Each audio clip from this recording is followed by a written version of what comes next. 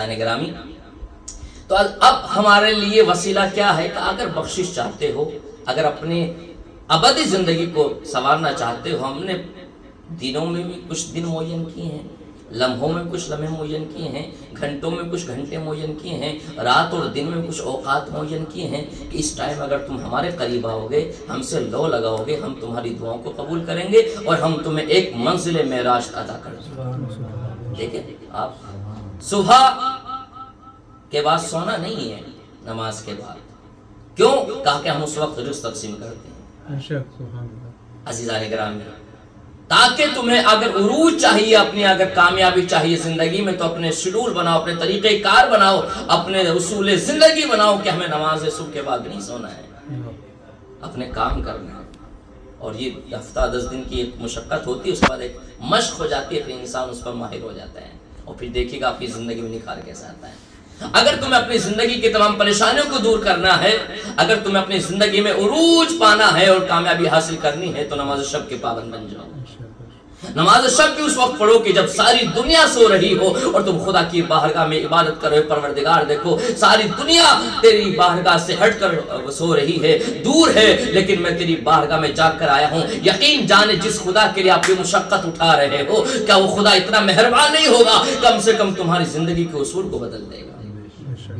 لیکن خلوص ہونا چاہیے، وقت ہونا چاہیے۔ کہا کہ صبح صادق کے وقت وہ لمحہ ایسا ہوتا ہے کہ جب تمہاری دعاؤں کو قبول کیا جاتا ہے۔ جب دنیا سو رہی ہو، پروردگار اپنے عبد کی طرف متوجہ ہو، دیکھو میرا بندہ آیا ہے، میری بارگاہ میں گر گرا رہا ہے، دعا کے لیے آیا ہے۔ اور عزیزان گرامی، یہ اوقات اور رات و دن کو پھر مہینوں میں بھی کچھ مہینے، اور جیسا کہ شہر رجب کو ائمہ علیہ السلام کا مہینہ کہا گیا، شہر رمضان کو رسول خدا صلی اللہ علیہ وسلم کا مہینہ کہا گیا، رمضان مبارک کو اللہ کا مہینہ کہا گیا۔ ابھی کچھ دنوں بعد رمضان مبارک کا آپ استقبال کرنے والے ہیں۔ یہ سب سے عظیم وہ مہینہ ہے جس کے ذریعے سے ہم اپنی زندگی کو سنوار سکتے ہیں، اپنی دنیا بھی سنوار سکتے ہیں، اپنی آخرت کو بھی سنوار سکتے ہیں۔ عزیزان گرامی، روزہ رکھنا واجب ہے، لیکن اس واجب کے اطراف میں اتنے مستحبات چھپے ہوئے ہیں کہ اللہ نے ہر طریقے سے آپ کے لیے تمام مہمان نوازی کا دسترخوان کھول دیا ہے۔ میرے بندو، تم پر میں نے روزہ فرض تو کر دیا ہے، لیکن معراج کے اتنے طریقے تمہارے سامنے رکھ دیے ہیں کہ تم ان معراج سے راستوں پر چل کر تم میری قربت بھی حاصل کر سکتے ہو اور جنت میں اعلیٰ مقام بھی حاصل کر سکتے ہو۔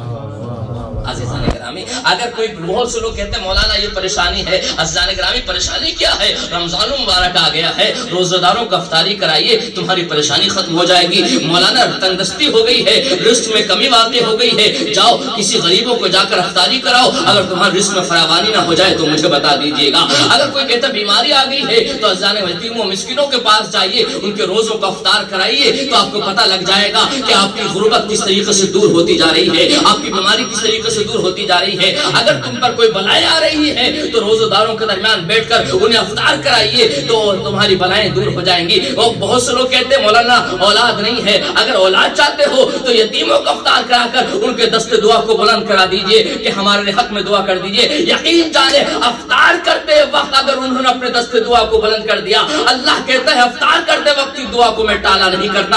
اگر کوئی یتیم دعا مانگ رہا ہو تو پروردگار کیسے اسے ٹال سکتا ہے؟ اگر تم پر کوئی پریشانی آ رہی ہے تو روزہ افطاروں کو افطاری کرائیے، تو تمہاری پریشانیاں دور ہو جائیں گی، تمہاری بلائیں ٹل جائیں گی، تمہارے رزق میں فراوانی آ جائے گی، تمہیں معراجی اصول مل جائیں گے۔ اگر یہی تک ہی نہیں، احادیث کا مطالعہ کریں، اگر آپ نے افطاری کرا دی ہے تو جنت میں آپ نے اپنا ایک محل بنا لیا ہے۔ اگر آپ نے افطاری کرا دی ہے تو آپ نے اپنے آپ کو آتش جہنم سے بچا لیا ہے۔ اگر آپ نے افطاری کرائی ہے تو آپ نے حوض کوثر پر جام کوثر پینے کا وعدہ رسول خدا سے لے لیا ہے۔ اگر آپ نے روزے داروں کو افطاری کرائی ہے تو عزیزان گرامی اپنے مرحومین کے لیے مغفرت کا سامان فراہم کر دیا ہے۔ اگر آپ نے روزے داروں کو افطاری کرا دی ہے تو یقین جانے کہ آپ کی دنیا بھی سنور گئی ہے، آخرت کا بھی راستہ ہموار ہو گیا ہے۔ اگر آپ نے روزے داروں کو افطاری کرائی ہے تو آپ نے اپنے آپ کو عذاب قبر سے بچنے کا راستہ فراہم کر لیا ہے۔ اگر آپ نے روزے داروں کو افطاری کرائی ہے تو یقین جانے آپ کو وحشت قبر سے محفوظ کر دیا گیا ہے۔ اگر آپ نے روزے داروں کو افطاری کرائی ہے تو آپ کو سکرات موت سے محفوظ کر دیا گیا ہے۔ اگر آپ نے روزے داروں کو افطاری افطاری کرائی ہے تو آپ کو پورے صراط سے گزرنے کا آسانی عطا کر دی گئی ہے۔ اگر آپ نے روزے داروں کو افطاری کرائی ہے تو آپ کو ہم نشین رسول خدا عطا کر دی گئی ہے۔ اگر آپ نے روزے داروں کو افطاری کرائی ہے آپ نے قربت خدا کو حاصل کر لیا ہے، اور جو قربت خدا حاصل کر لیتا ہے کم سے کم اس کو یہ ہوتا ہے کہ رضا پروردگار اس کو حاصل ہو جاتی ہے۔ ایک